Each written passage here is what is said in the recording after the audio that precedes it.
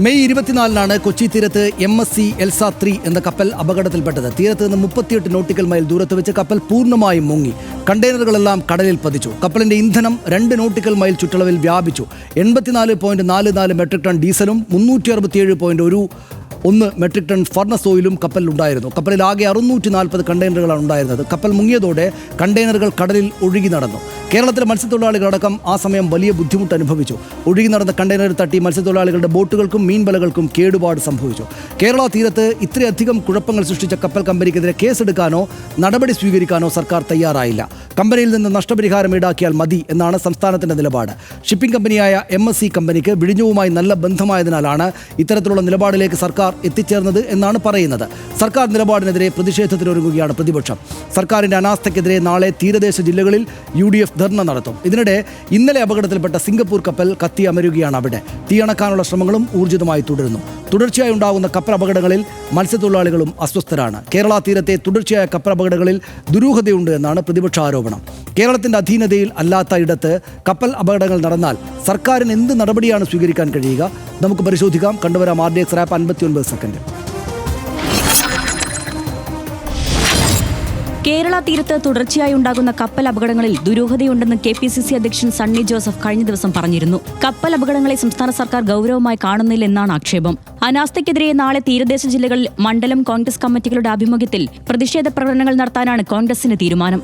2 ആഴ്ച മുന്നേ കൊച്ചി തീരത്തോട് ചേർന്ന് കപ്പൽ മുങ്ങിയ സംഭവത്തിൽ MSC എൽസ 3 എന്ന കപ്പൽ കമ്പനിക്കെതിരെ ക്രിമിനൽ കേസ് എടുക്കേണ്ടതില്ലെന്ന സർക്കാർ തീരുമാനം തീരദേശ ജനതയോടും മത്സ്യത്തൊഴിലാളികളോടുമുള്ള വഞ്ചനയാണെന്നും സണ്ണി ജോസഫ്. അതേസമയം ഇന്നലെ തീപിടിച്ച സിംഗപ്പൂർ കപ്പലിലെ തീയണയ്ക്കാനുള്ള ശ്രമങ്ങൾ ഇന്നും തുടരുകയാണ്. കപ്പലിന്റെ നടുഭാഗത്തു നിന്നും ബേയിലേക്കും തീ പടർന്നു. തീരസുരക്ഷാ സേനയുടെ ഡ്രോണർ വിമാനങ്ങളും നാവികസേനയുടെ INS സത്ലജ് സമ്മർദ്ദ കപ്പലുകളും ഉപയോഗിച്ചാണ് രക്ഷാപ്രവർത്തനം പുരോഗമിക്കുന്നത്. കടലിൽ വീണ കണ്ടെയ്നറുകൾ ഉൾപ്പെടെ സുരക്ഷിതമാക്കേണ്ടതുണ്ടെന്നും നിലവിൽ സ്ഥിതിഗതികൾ നിയന്ത്രണ വിധേയമാണെന്നും നാവികസേന PRO അതുൽ പിള്ള പറഞ്ഞു. കപ്പലിൽ നിന്നും രക്ഷപ്പെടുത്തിയ 18 ക്രൂ അംഗങ്ങളെ ഇന്നലെ രാത്രിയോടെ മംഗലാപുരത്ത് എത്തിച്ചു.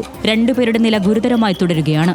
കപ്പലിലെ 157 കണ്ടെയ്നറുകളിൽ അതീവ അപകടകരമായ വസ്തുക്കളാണുള്ളതെന്ന റിപ്പോർട്ടും ഇതിനിടെ പുറത്തുവന്നു.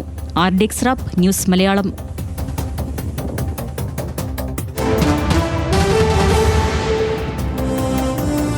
മറ്റു വിവരങ്ങൾ കൂടെ നമുക്ക് പെട്ടെന്ന് പരിശോധിച്ച് വരാം. കപ്പലിൽ അപകടകരമായ വസ്തുക്കളാണ് ഉള്ളതെന്ന് നമുക്കറിയാവുന്നതാണ്. കപ്പലിലെ 187 കണ്ടെയ്നറുകളിൽ അതീവ അപകടകരമായിട്ടുള്ള വസ്തുക്കളാണ് എന്നാണ് ഇതുവരെ വന്ന റിപ്പോർട്ടുകൾ സൂചിപ്പിക്കുന്നത്. കണ്ടെയ്നറുകളിലുള്ള വസ്തുക്കളുടെ കാർഗോ മാനിഫെസ്റ്റ് ഔദ്യോഗികമായി പുറത്തുവിട്ടിട്ടുണ്ട്. തീപിടിക്കുന്നതും വെള്ളവുമായി കലർന്നാൽ അപകടകരമാകുന്നതുമായ രാസവസ്തുക്കൾ അതിനകത്തുണ്ട്. കപ്പലിൽ പരിസ്ഥിതിക്കും ജീവജാലങ്ങൾക്കും കടുത്ത ആഘാതമേൽപ്പിക്കുന്നവയുമുണ്ട് എന്ന് നമുക്കിതിനകം അറിയാം. ഇതൊക്കെയാണ് അവിടെ അതിനകത്തുള്ള രാസവസ്തുക്കൾ എന്നറിയാം. നമുക്ക് അപകടകരമായ വസ്തുക്കളാണവ. തീപിടിക്കുന്ന റെസിൻ, കീടനാശിനികൾ, പെയിന്റ് തുടങ്ങിയ വസ്തുക്കൾ കണ്ടെയ്നറുകളിലുണ്ട് എന്ന് നമുക്കറിയാം. കപ്പലിൽ തീപിടുത്തമുണ്ടായാൽ ഉത്തരവാദിത്തം ആർക്ക് എന്നത് സങ്കീർണമായിട്ടുള്ളൊരു കാര്യമാണ്. പെട്ടെന്ന് എളുപ്പത്തിൽ മറുപടി കിട്ടാവുന്നതല്ല. അപകട സ്ഥലത്തെ ദൂരം, കാരണം തുടങ്ങി നിരവധി ഘടകങ്ങളെ ആശ്രയിച്ചിരിക്കും. ഇത് രാജ്യാന്തര നിയമങ്ങളാണ്. ആഗോളതലത്തിൽ അംഗീകരിക്കപ്പെട്ട മാരിടൈം നിയമങ്ങളും ഇതിൽ ബാധകമാണ് എന്ന് നമുക്കറിയാം. ഓരോ രാജ്യത്തെയും നിയമങ്ങളും ഇൻഷുറൻസ് പോളിസികളും ഇതിനകത്ത് ബാധകമാണ്. കാരണം, നാശനഷ്ടങ്ങൾ, പിഴവ് എന്നിവയെല്ലാം നോക്കിയാണ് ഉത്തരവാദിത്തം നിർണ്ണയിക്കുക എന്ന് നമുക്കറിയാം. ഇത്തരം കാര്യങ്ങൾ സങ്കീർണമായ നിയമ നടപടികളിലൂടെയാണ് തീർപ്പാക്കപ്പെടുന്നത് എന്നതും ഇതിനകം നമ്മൾ മനസ്സിലാക്കിയിട്ടുണ്ട്. കപ്പലിൻ്റെ സുരക്ഷ, അറ്റകുറ്റപ്പണികൾ എന്നിവ ഉറപ്പാക്കേണ്ടത് കപ്പൽ ഉടമയും ഓപ്പറേറ്ററുമാണ്. ഇവരുടെ ഭാഗത്തു നിന്നാണ് അശ്രദ്ധയുണ്ടായതെങ്കിൽ പൂർണ്ണ ഉത്തരവാദിത്തം ഈ കമ്പനികൾ ഏറ്റെടുക്കണം എന്നതാണ്. ജീവനക്കാരുടെ ജീവഹാനി, പരിക്കുകൾ എന്നിവയുടെ ബാധ്യത ഉടമയ്ക്കോ ഓപ്പറേറ്റർക്കോ ആയിരിക്കും എന്നും നമ്മൾ മനസ്സിലാക്കുന്നു. കപ്പലിൻ്റെ നാശനഷ്ടങ്ങൾ, ചരക്കിനുണ്ടാകുന്ന നഷ്ടം, മലിനീകരണ ബാധ്യതയും ഇവർക്കായിരിക്കും എന്നത് ആണ് നിയമം. അപകടകരമായ വസ്തുക്കൾ കാരണം തീപിടുത്തമെങ്കിൽ കാർഗോ ഉടമയ്ക്ക് ആണ് ഉത്തരവാദിത്തം എന്ന് നമ്മൾ മനസ്സിലാക്കിയിട്ടുണ്ട് ഇതിനകം. ചരക്ക് ശരിയായി പാക്ക് ചെയ്യാത്തത് കൊണ്ട് അപകടം സംഭവിച്ചാൽ ബാധ്യത കാർഗോ ഉടമയ്ക്കാണ്. ജീവനക്കാരുടെ അശ്രദ്ധ കാരണമാണെങ്കിൽ അവർക്കും ഉത്തരവാദിത്തമുണ്ട് എന്ന് നിയമം അനുശാസിക്കുന്നു. ഈ സാഹചര്യത്തിൽ ഉത്തരവാദിത്തം ഉടമയുടെ അല്ലെങ്കിൽ ഓപ്പറേറ്ററുടെ ബാധ്യതയായിട്ട് മാറും എന്ന് നമ്മൾ മനസ്സിലാക്കുന്നു. കപ്പലിലെ ഏതെങ്കിലും ഉപകരണത്തിൻ്റെ തകരാർ കൊണ്ടും തീപിടുത്തം ഉണ്ടാകാം. ആ സാഹചര്യത്തിൽ ഉത്തരവാദിത്തം കപ്പൽ നിർമ്മാതാക്കൾക്കും ഉണ്ടാകും. ഉപകരണ നിർമ്മാതാവിനോ അല്ലെങ്കിൽ വിതരണക്കാർക്കോ ഉത്തരവാദിത്തം വരാം. കപ്പലിൻ്റെ തന്നെ അങ്ങനെ ഉത്തരവാദിത്തം വരാം. കേരള സർക്കാരിൻ്റെ നേരിട്ടുള്ള അധികാരപരിധി 12 നോട്ടിക്കൽ മൈൽ വരെയാണ്. കടലിൽ തീരത്ത് നിന്ന് 12 നോട്ടിക്കൽ മൈൽ ടെറിട്ടോറിയൽ വാട്ടേഴ്സ് എന്ന് അറിയപ്പെടുന്നു.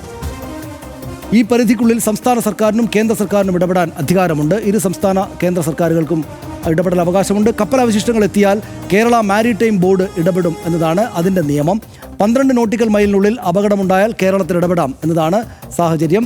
തീപിടുത്തം മൂലമുള്ള മലിനീകരണം തീരത്തെ ബാധിക്കുകയാണെങ്കിലും കേരളത്തിന് ഇടപെടാവുന്നതേ ഉള്ളൂ. തീരത്ത് നിന്ന് 24 നോട്ടിക്കൽ മൈൽ വരെയാണ് കോണ്ടിഗ്യുവസ് സോൺ എന്നറിയപ്പെടുന്ന 2 മേഖലകളുണ്ട്. അതിലൊന്നതാണ്. ഇതിലെ സാമ്പത്തിക, കസ്റ്റംസ്, ആരോഗ്യ നിയമങ്ങൾ നടപ്പിലാക്കാൻ രാജ്യത്തിന് അധികാരമുണ്ട്.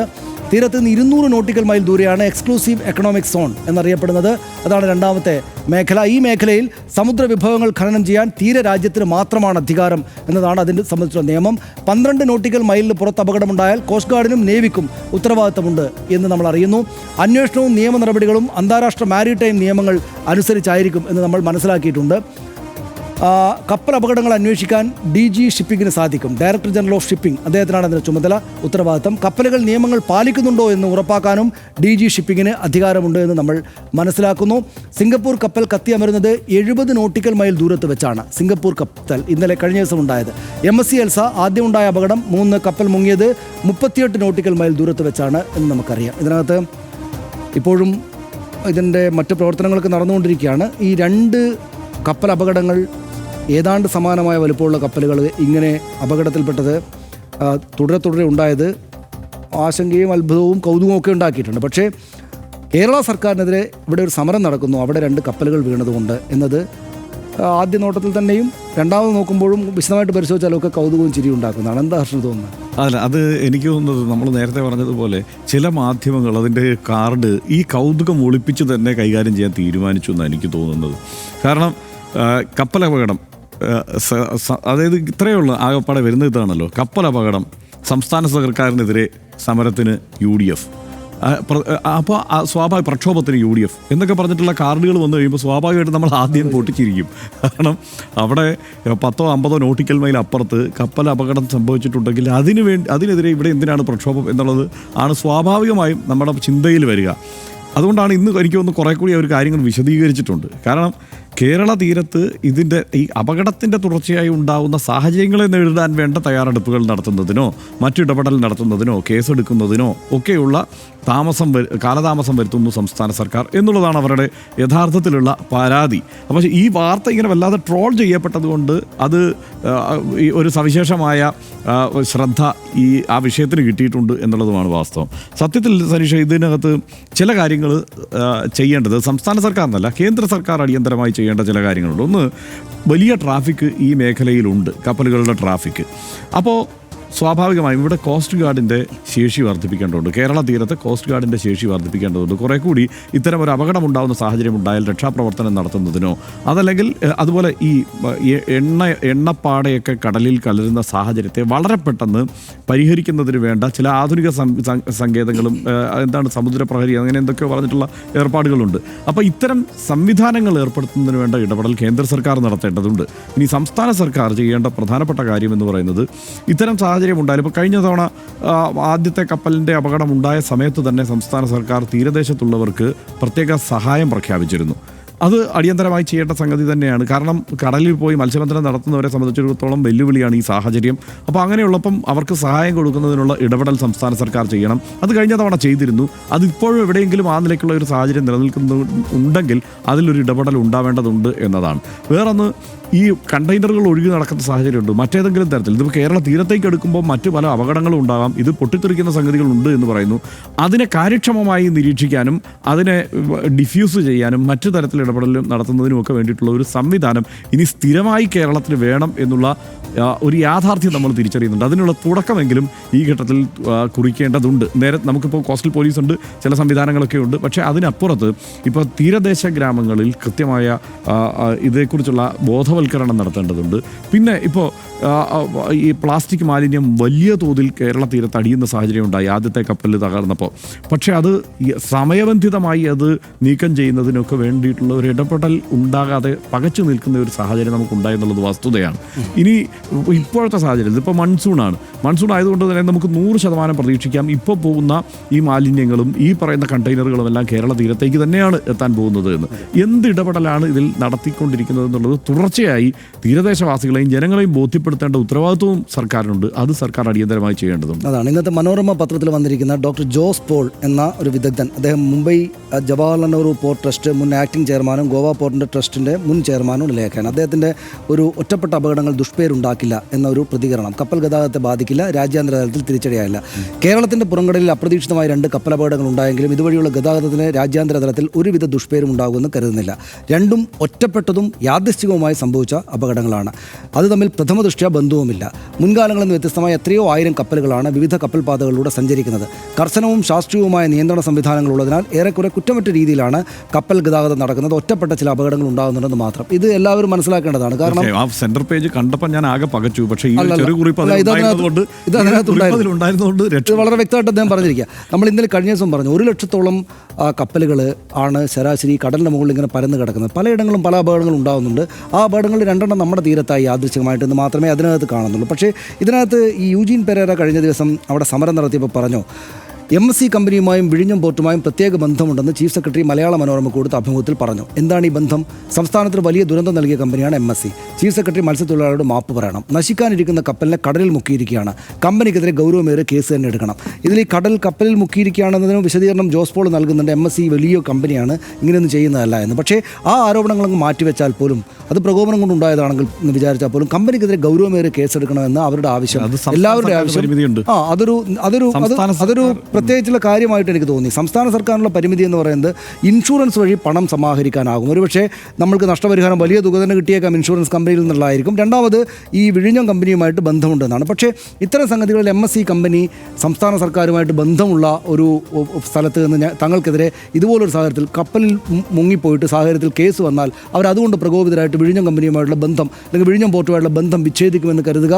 ഇത്തരം അന്താരാഷ്ട്രമായിട്ടുള്ള കാര്യങ്ങളൊക്കെ നമുക്ക് അതിൻ്റെ വിശദാംശങ്ങൾ അറിയില്ല. പക്ഷേ എങ്കിലും അതുകൊണ്ട് ഞാൻ വിചാരിക്കുന്നത്, എൻ്റെ പോയിന്റ് ഇത്രയേ ഉള്ളൂ, അതായത് ഞാൻ വിചാരിക്കുന്ന ദർശനം, അതായത് കേസ് എടുക്കാവുന്ന സാഹചര്യം ഉണ്ടെങ്കിൽ, നമുക്കറിയില്ല, അത് സംസ്ഥാന സർക്കാർ വിശദീകരിച്ചിട്ടില്ല, ഈ വാർത്തകൾ മാത്രം വന്നതുകൊണ്ട് ഞാൻ പറയുകയാണ്, കേസ് എടുക്കാവുന്ന ഈ ഷിപ്പിംഗ് കമ്പനിക്കെതിരെ തന്നെ കേസെടുക്കാവുന്ന സാഹചര്യം ഉണ്ടെങ്കിൽ അതെടുക്കണം. കാരണം അത്രക്ക് വലിയ നമ്മുടെ കിണറിൽ മായം കലർത്തുന്ന പോലുള്ള അതിനേക്കാൾ വലിയൊരു പ്രശ്നമാണ് ഇതിന് അന്താരാഷ്ട്ര നിയമങ്ങളുണ്ട്. ഇപ്പോൾ ബങ്കർ കൺവെൻഷൻ അതല്ലാതെ മറ്റ് അന്താരാഷ്ട്ര നിയമങ്ങൾ ഇതൊക്കെ നിലവിലുണ്ട്.